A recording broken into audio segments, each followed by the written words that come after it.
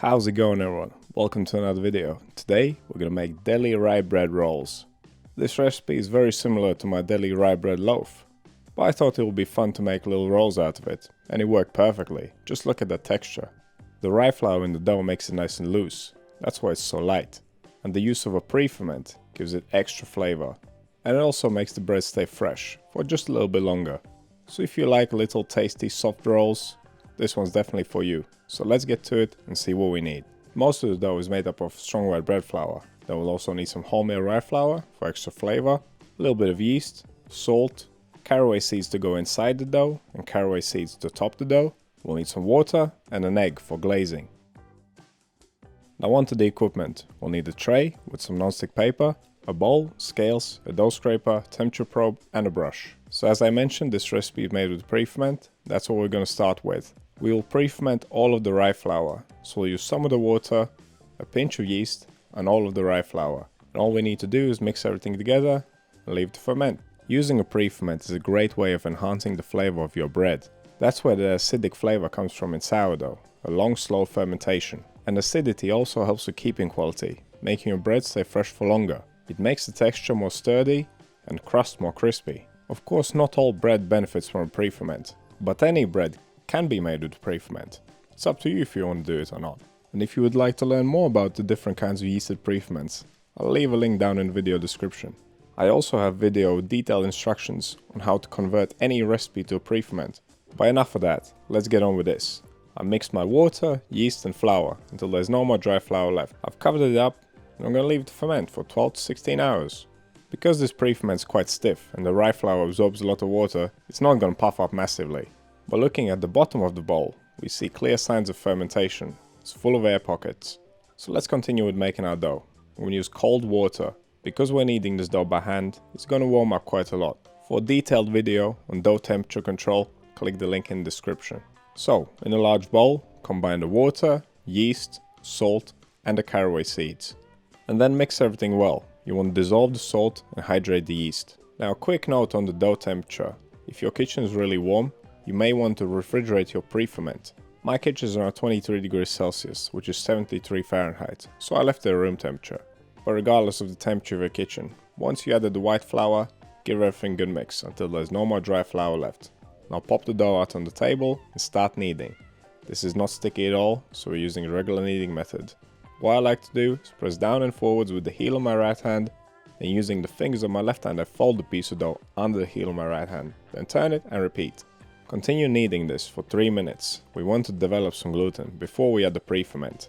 Rye flour is not glutinous like this, so adding it from the get-go would make it difficult to work this dough. So the most effective method to work here is to knead the dough for around 3 minutes, then stretch it out, add the pre-ferment, fold it in, and then continue kneading until finished. And I must warn you, from here on in, it'll get a bit sticky. The dough made with rye flour is sticky like glue. Luckily for us this time, there's not a lot of it.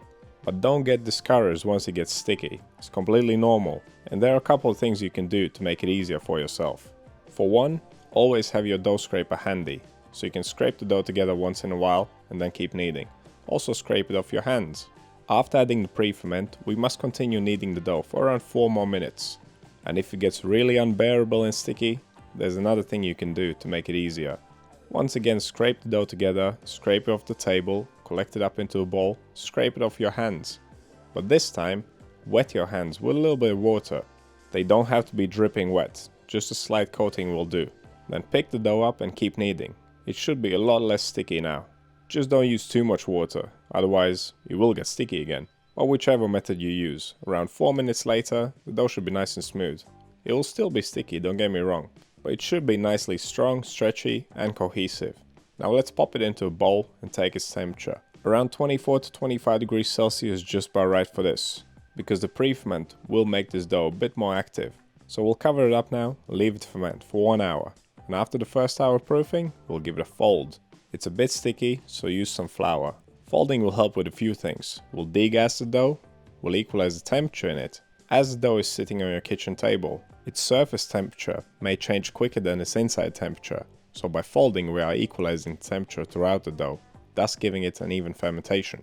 But perhaps most importantly, we want to strengthen this dough. Now it's loose and stretchy. So to make it nice and tight, Flatten it out, then fold the edge over the middle, going around in a circle until you reach point where you started.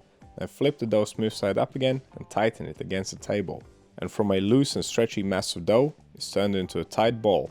This will help our bread rise upwards instead of spreading out sideways. Now let's pop it back into the bowl and give it another hour of fermentation. Now it should really start puffing up. Look at how nice and wobbly it is.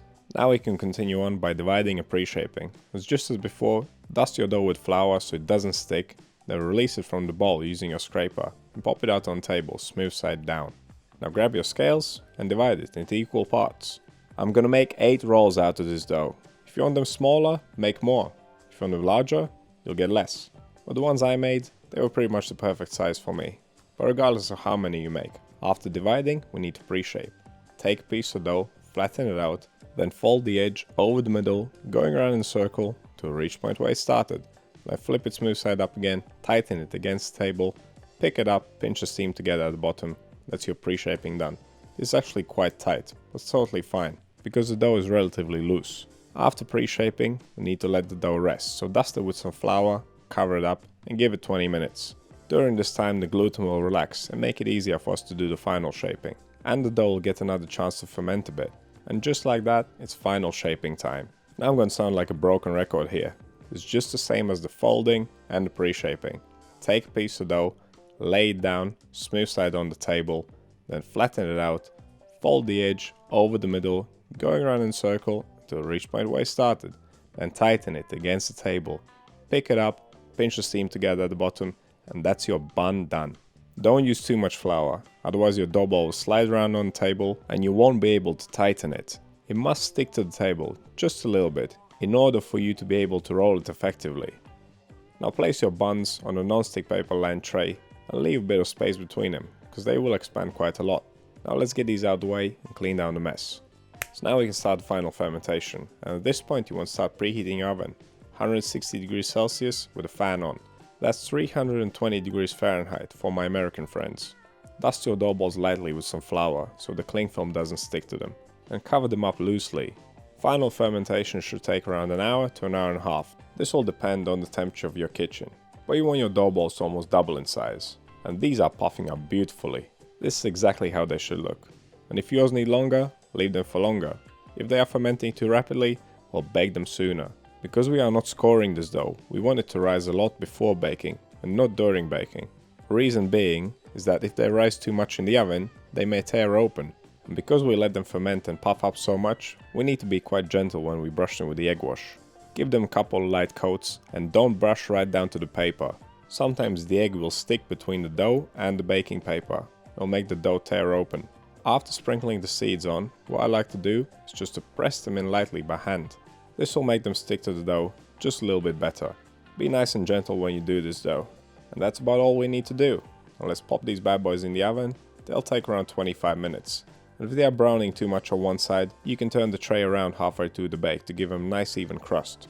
But once they're puffed up nicely and golden brown all over, they're ready. Take them off the tray and ideally leave them to cool down on a rack. But that's how I make Deli Rye bread rolls. Super soft, super tasty, and super easy to make. I can't get over this texture. The rye flour works a treat. Look at how soft that is. I mean, you can't feel it, but I promise you, this is absolutely perfect. And I think, since this is Deli Rye bread, I might as well make a deli sandwich.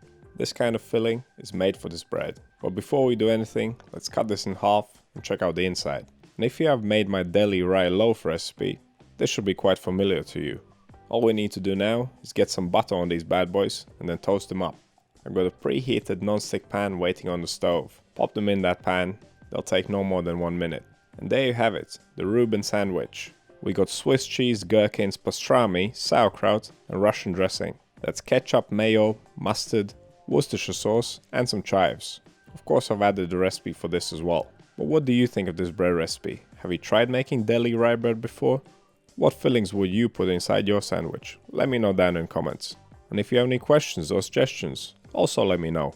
And if you love bread as much as I do, then click that subscribe button.